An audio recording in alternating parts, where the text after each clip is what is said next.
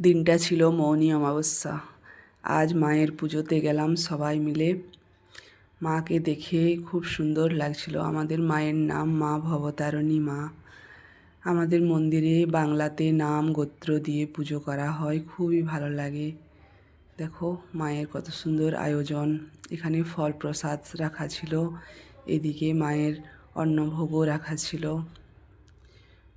পুরোহিত মশাই পুজো করছেন। মন্দিরে গেলে এক আলাদা এনার্জি লাগে। কদিন আমরা পর গেলাম।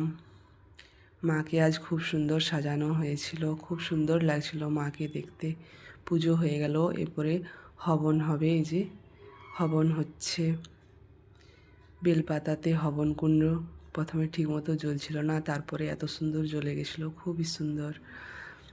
হবন কুণ্ড, হবন দেখতে খুব শুভ হয়, হবন দেখলে বলে। দেখো কি সুন্দর জ্বলে যাচ্ছে ধীরে ধীরে।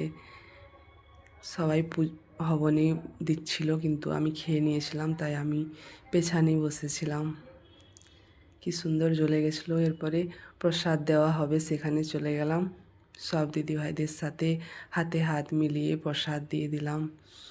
আমাদের এখানে প্রথমে ফল প্রসাদ দেওয়া হয়, ফল মিষ্টি, তারপরে খিচুড়ি খাওয়ানো হয়।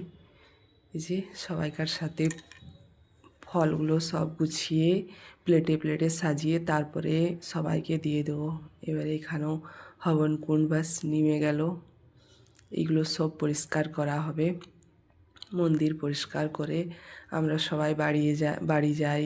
মন্দিরে আমাদের একদম নিজের মতো, সবাই নিজেই করি ধরি, তারপরে বাড়ি চলে যাই। যে আমার ছেলে চারিদিকে ঘুরে ঘুরে খেলছে, এখানে সবাই বসে আছে। বাড়িতে এত ঠান্ডা লাগছিল, কিন্তু মন্দির যাওয়ার পর গরম লাগছিল, কি জানি এত এনার্জি এসে গেছিলো।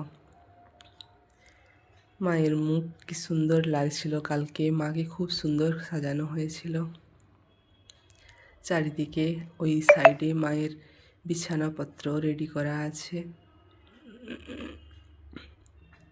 দেখো যে মায়ের বেড ছোট্ট। চলে গেলাম নিচে প্রসাদ খেতে, খিচুড়ি প্রসাদ। আজকে খুব সুন্দর খিচুড়ির প্রসাদ হয়েছিল। মায়ের ভোগ সে তো বলতে হয়। খিচুড়ি সাথে গুড়ের পায়েস ছিল, আর চাটনি, আর একটা মিক্স ভেজ ছিল। খাওয়া দাওয়া করে বাড়ি চলে এলাম আমরা। ধন্যবাদ।